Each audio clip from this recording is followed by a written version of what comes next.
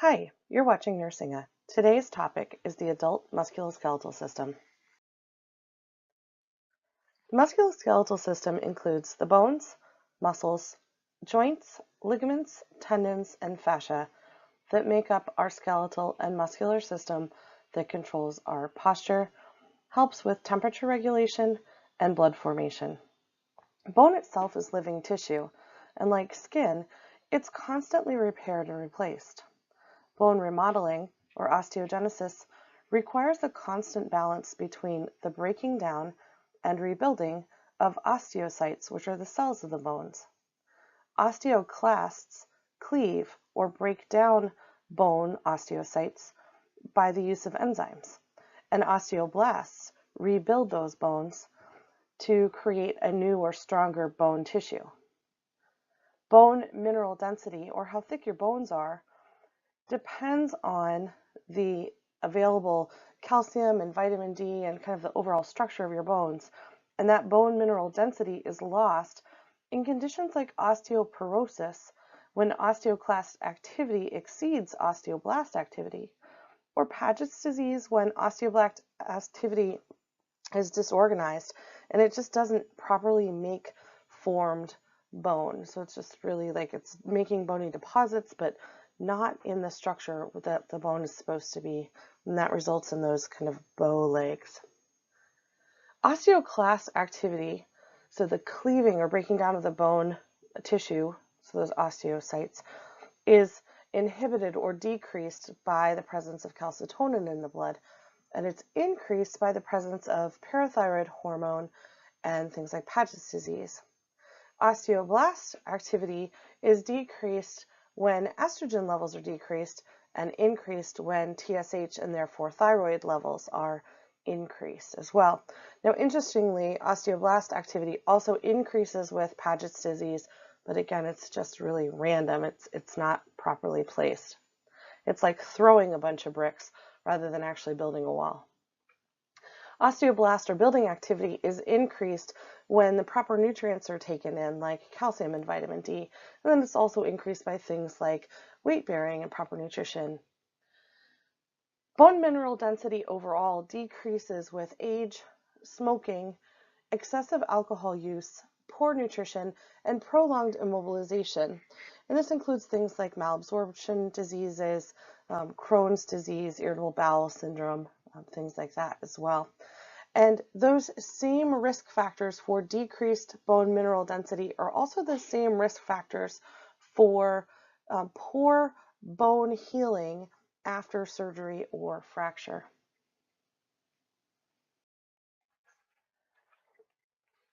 You perform your assessment of the musculoskeletal system as you normally would, to assess for any immediate threats to self or others, any immediate life threats or injuries or bleeding, and then ABCs. Observe the patient to form a general impression. What's their overall tone, posture, their distress level, their gait, their hygiene, their mood, and their affect. Pay particular attention for scoliosis, which is that lateral curvature of the spine, kyphosis, which is the anterior posterior curvature of the upper spine, or lordosis, which is the anterior posterior curvature of the lumbar spine. Document any loss of height, as this is a sign of osteoporosis. It could also be a sign of worsening kyphosis or scoliosis or lordosis. Obtain a past medical history and a history of the present illness. Include things like nutrition and injury in your questioning. So have they fallen recently? And do they use any assistive devices? During your physical assessment, note any unilateral or focal changes in motor strength or range of movement. Signs of an injury would include things like swelling, weakness, deformity, shortening or rotation, instability of a joint or a bone, pain, discoloration like ecchymosis or redness, and then motor neuro changes like decreased range of motion or numbness and tingling. So again, you're just going to quickly look at their posture, their gait, the range of motion of their joints, normal sensations, so kind of the neurosystem, as well as pulses, muscle tone, and strength. And really, when we're doing that, we're looking at symmetry, right to left and top to bottom. Is everything the same? So we're looking to make sure that there's no uneven distribution of motor or neuro function. Age-related changes are always a consideration in our medical practice. The elderly have decreased bone mineral density, so they are at risk for fractures. And they also have increased bony prominences, so they're at risk for pressure injuries related to immobilization, or if they do fall and they're against a surface for a period of time, they do have an increased risk of skin breakdown. Kyphosis also decreases their ability to breathe normally, so they're at increased risk of respiratory problems and impaired gas exchange. And then with sensory deficits as well as aging and impaired gait mobility, they have an increased risk of falls as well as those fractures from the mineralization changes. So to improve safety for the elderly, we recommend that they exercise regularly with light weight-bearing exercises. We should review their medications to make sure that they understand when to take them for the greatest amount of safety. Something that made them drowsy should probably be taken at night. Yearly eye examinations are important to make sure that they have the appropriate glasses or prescriptions for optimum vision.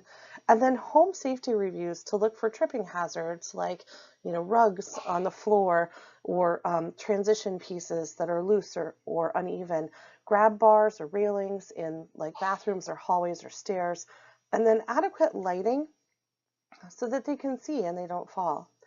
Pediatrics also have pretty age-specific challenges where they have epiphyses that aren't fused, and those are the bone ends. And so a lot of times they will present with signs or symptoms of a fracture where they don't actually show up on x-ray because the growth plate is injured. Congenital and genetic disorders are usually present during the pediatric years, and so those present specific challenges as well. And the nurse's role really is to support the family and provide encouragement and focus on what the child can do and not what the child can't do.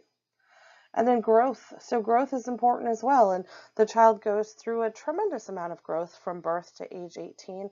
But just thinking about the fact that bones are constantly in that state of remodeling, and a bone that is badly fractured or a growth plate that is injured may not grow as in terms of like a long bone growing in terms of height, it may not grow normally compared to the uninjured side. And so then sometimes they have to go through special orthopedic procedures to lengthen those bones that didn't grow appropriately due to injury. The number one complaint of patients with musculoskeletal injuries is pain. Whether there's an acute injury or a chronic condition like osteoarthritis or Paget's disease, which is very painful, or just low back pain from like a strain or a sprain, the nurse really is responsible for proper and routine pain assessments and reassessments. You want to use a pain assessment tool that can be consistently applied between providers. So make sure that you're using a standardized assessment tool and really do a thorough pain assessment. Ask the chief complaint. So where is it? What hurts? When did it start? What were you doing? Is there anything that makes it better or worse? And that includes like what have you taken so far to help? So ice, ibuprofen, Tylenol, things like that. Describe the pain to me. Explain to me how it feels to you. Where is it that it hurts? Does it go anyplace else, or does anything else hurt? Can you rate it on a scale of 0 to 10? 0 is no pain at all, 10 is the worst pain imaginable. How has it changed since it started? Has it been constant? Does it come and go? Is it getting better or is it getting worse? Does it only hurt, during the day, or only hurt at night? Or for some people, does it only hurt if you walk upstairs or downstairs, things like that? And then how is this impacting your life, and what do you feel like this is? So we kind of want to get a subjective assessment of what's going on with them as well.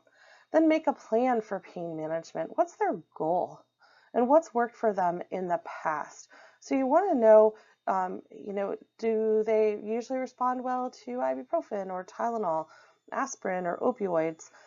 Do they, respond well to ice or to heat, to relaxation? Some people really enjoy alternative and complementary medicine or techniques like Reiki or massage or meditation, and other people are very uncomfortable with those things, and that's okay. But we don't know that until we ask those questions, so it's important that we ask. Distraction also is another powerful tool, and it's important that we don't judge somebody for being comfortable while distracted on their phone, on their computer, doing a crossword puzzle, watching TV, talking to people, because we know that distraction is a therapy that we can use to help the body forget about the pain that they're having. Medication should be given on a schedule, and then PRN medication given as needed in order to maximize or optimize the benefits. So be sure the patient's educated about their PRN options and the timing. So you don't just give them their routine scheduled medications and not let them know that if they have breakthrough pain or worsening pain, that they could also receive an additional dose of something else. For amputations, they might develop phantom pain. And we treat that as if the limb were still present, so we still treat the pain as if it's real. And sometimes things like mirror therapy is very effective at treating phantom limb pain for our amputees. There are many types of injuries that are inflicted upon the musculoskeletal system. A sprain is a ligament or tendon injury on a joint or connecting a muscle to a bone, and a strain is a muscular pull or tear. A meniscus injury is torn cartilage of the knee that results in clicking or popping sensation with use or bending. These are soft tissue injuries. We treat them with rest and weight bearing is tolerated. Ice for 20 minutes, an hour while awake, but not directly on the skin to avoid causing frostbite. Ice only for 48 hours, no heat, no stretching, and no massage. We can do compression with an ACE wrap or an air cast if it's an ankle, and then elevation above the level of the heart will help, especially if the person's having throbbing pain or that kind of pulsating pain, which indicates swelling. Alternation of Tylenol and ibuprofen every 3 to 4 hours is particularly helpful in managing soft tissue injuries. MRI or arthrogram to visualize joint soft tissue structures, if not improving within 1 week, is indicated to ensure that there aren't any additional tears that you couldn't see on X-ray that might require surgical intervention. A dislocation, typically of the shoulder or the hip, is when the bone is out of the socket, and it may or may not have a fracture as well. The sooner that you can relocate a dislocation, the easier it is. Once the muscles have tightened and spasmed, you may require conscious sedation. Fracture is a loss of bone integrity, and when that happens, the person can't perform range of motion exercises, and the immediate care is to splint it or kind of put a pillow underneath it in the position of comfort, and then they get a more rigid splint after the X-ray, and a cast once the swelling has reduced, so typically 4 to 7 days later.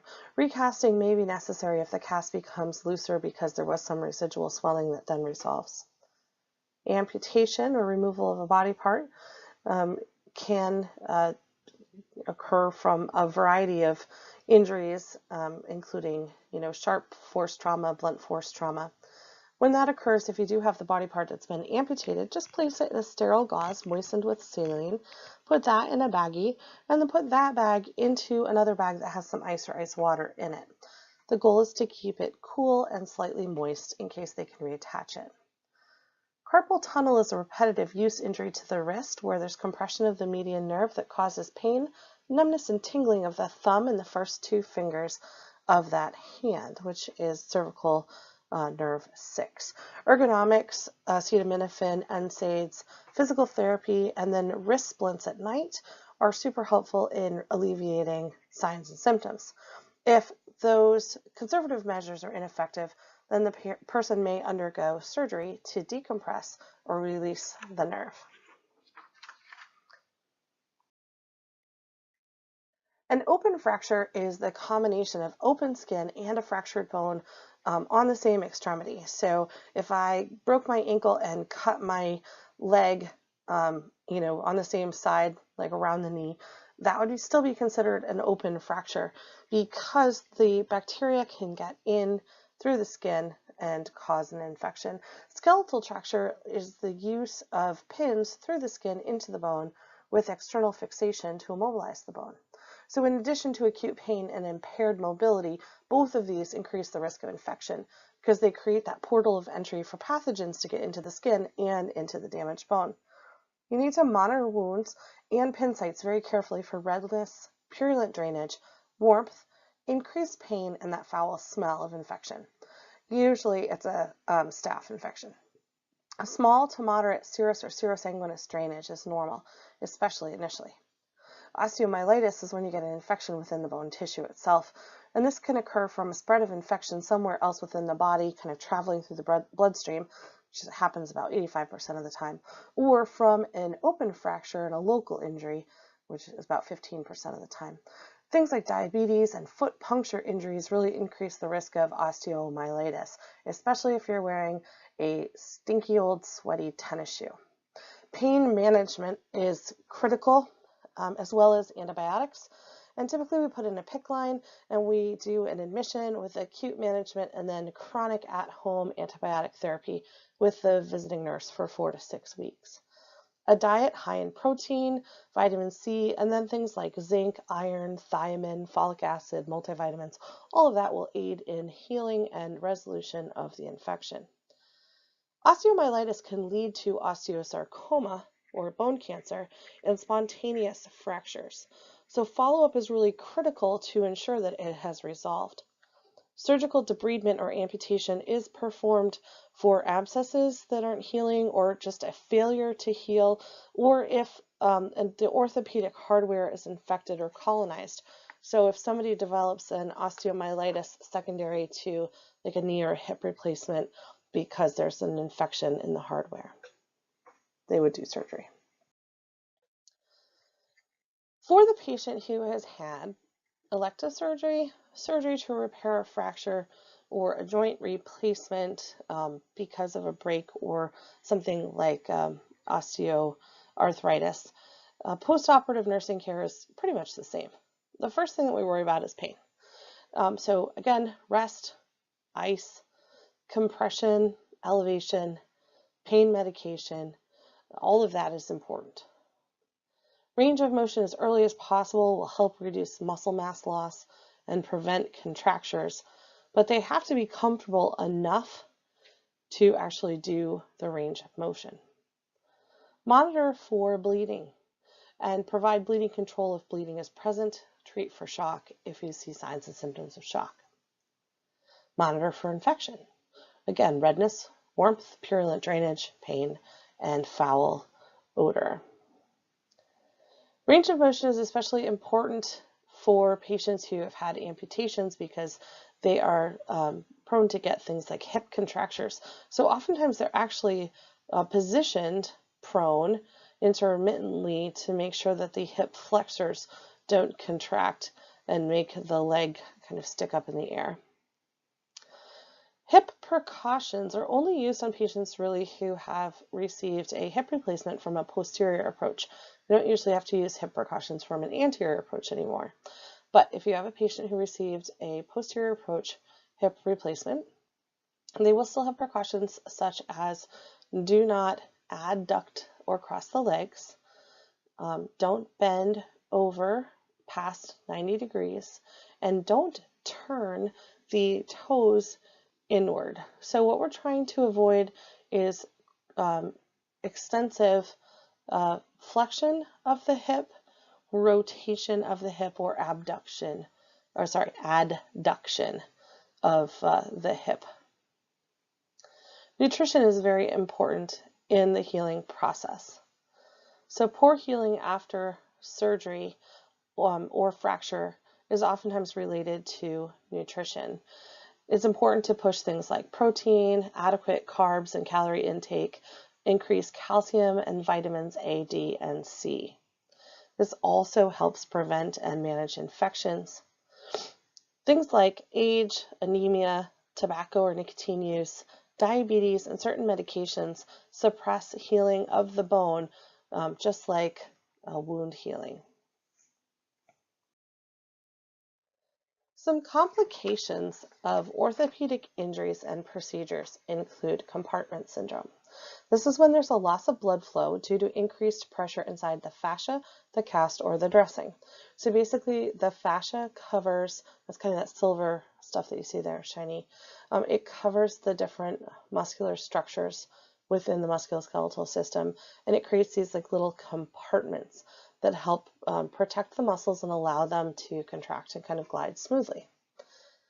When there is increased swelling within the muscle tissue, the fascia is a thick fibrous covering, very much like the pericardial sac, and it can't stretch, so that leads to a buildup of pressure inside the compartment, very much like a cardiac tamponade, but it's occurring now in an extremity.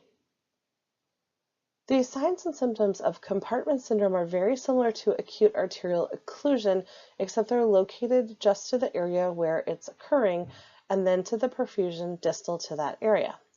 The first thing that you'll notice is pain, and pain that's out of proportion to the injury. It's worse with passive motion, and it's very ischemic in nature. Pressure is tightness or swelling of that compartment, and so when you feel the leg or arm, wherever the compartment syndrome is occurring, you'll notice that there's a lot of pressure built up in that area, and it feels very taut or full. Paresthesias from pressure on the nerves, so numbness and tingling or pins and needles. Pallor or even a deep purple color from obstruction of arterial perfusion or venous outflow. Pulselessness, as perfusion is not possible through the area, and then paralysis due to a loss of perfusion, and acidosis. Neurovascular checks, which are distal CSMTs, are imperative, as well as listening to the patient's report of pain. If the patient has a cast on an extremity and you suspect compartment syndrome, the treatment would be to bivalve the cast. So you take the cast saw and you would kind of cut through the plaster or the fiberglass on the kind of opposing sides to allow it to kind of spring open. You don't cut through the web roll or the padding underneath. So it's still in place, but it opens up so it relieves the pressure. If there's a dressing, you want to loosen the dressing. So let's say that they had an open fracture or something like that, and they had a circumferential dressing, or say it was a knee replacement or something like that, and they had a circumferential, like an ACE wrap on their knee. You would want to loosen that to make sure that they had adequate flow through to their foot. But if there's no outside force, then really the only treatment is to call the physician, tell them your suspicions, and they may have to perform a fasciotomy. And that's what you see here is this fasciotomy, where they have cut through the skin and the subcutaneous tissues down through the fascia into the muscle layer. And once you cut the fascia open, you release that tension or that pressure that's holding all of that blood and swelling inside that compartment. Other complications that can occur from musculoskeletal interventions and injuries include hypovolemic or hemorrhagic shock. So again, the bone is very vascular. It's responsible for hematopoiesis, and so bleeding is definitely possible. Because patients are at risk for things like venous thromboembolus or deep vein thrombosis, oftentimes patients are also receiving antiplatelet or anticoagulant medications, and so you need to monitor very closely for evidence of either internal or external bleeding. If possible, you want to stop the bleeding. So if it's external bleeding, it's direct pressure. Typically in the hospital, we don't use tourniquets, but that would be an option. But lots and lots of pressure, and call for help. Hemorrhagic shock presents with the classic signs of hypovolemia, so restlessness, confusion, agitation, pale, cool, clammy skin, tachycardia, tachypnea, hypotension. Remember that patients on beta blockers may not be tachycardic as a side effect of their medication, but they certainly will be hypotensive. Treat for shock. Stop the bleed, maintain the airway, provide oxygen, IV fluids, call for help. A dose of TXA or blood transfusion may be needed to stop the bleeding internally and to replace what was lost. And they may need to go back to surgery if it is a vascular bleed. Fat emboli can occur, and these are rare but possible complications of long bone fractures or surgical procedures of long bones, specifically like femur fractures or hip replacements. These present just like a PE, so observe for those classic signs and symptoms of a PE: tachycardia, tachypnea, hypoxia despite clear lung sounds. Some patients will present with like some chest pain, but usually they're fairly acutely in distress. And the big things are to provide oxygen and call for help. Rhabdomyolysis is possible after things like crushing injuries, burns, excessive exercise, and some medications where there is cell or tissue death. So this tissue breakdown leads to a release of myoglobin and potassium from inside the cell to outside the cell, as well as cellular debris, and this all enters the bloodstream. Myoglobin is too large of a protein for the kidneys to filter, and their nephrons then become plugged up and damaged. The urine becomes this dark kind of cranberry or tea color, and the patient may experience back or flank pain.